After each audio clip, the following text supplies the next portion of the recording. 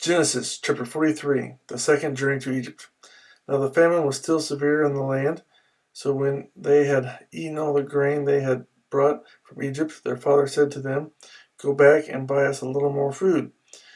But Judah said to him, "The man warned us solemnly, 'You will not see my face again unless your brother is with you.' If you will send our brother along with us, we will go down and buy food for you. But if you will not send him, we will not go down, because the man said to us, 'You will not see my face again unless your brother is with you.'" Israel asked, "Why did you bring this trouble on me by telling the man you had another brother?" They replied, "The man questioned us closely about ourselves and our family. 'Is your father still living?' he asked us. 'Do you have another brother?' We simply answered his questions. How are we to know he would say, 'Bring your brother down here'?" Then Judah said to Israel his father, "Send the boy along with me, and we will go at once, so that we and you and our children may live and not die. I myself will guarantee his safety. You can hold me personally responsible for him. If I do not bring him back to you and set him here before you, I will bear the blame before you all my life. As it is, if we had not delayed, we could have gone and returned twice." Then their father Israel said to them, "If it must be, then do this. Put some of the best products of the land in your bags and take them down to the man as a gift: a little balm and a little honey, some spices and myrrh, some pistachio nuts and almonds. Take double the amount of silver with you, for you must return the silver that was put back into the mouths of your sacks.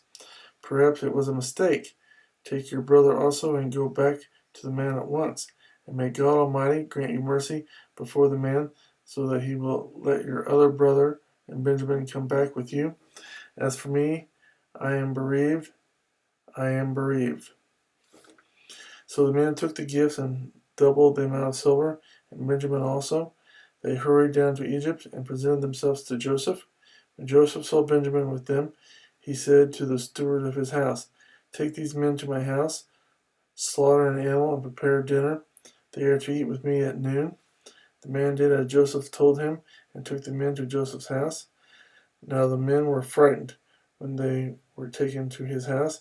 They thought, "We were brought here because of the silver that was put back into our sacks the first time.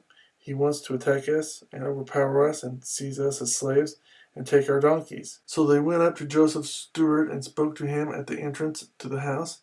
"Please, sir," they said, "we came down here the first time to buy food.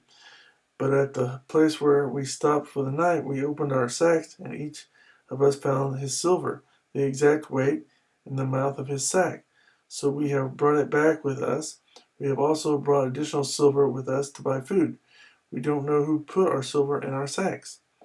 "It's all right," he said. "Don't be afraid. Your God, the God of your father, has given you treasure in your sacks. I received your silver." Then he brought Simeon out to them. The steward took the men into Joseph's house, gave them water to wash their feet, and provided fodder for their donkeys. They prepared their gifts for Joseph's arrival at noon, because they had heard that they were to eat there.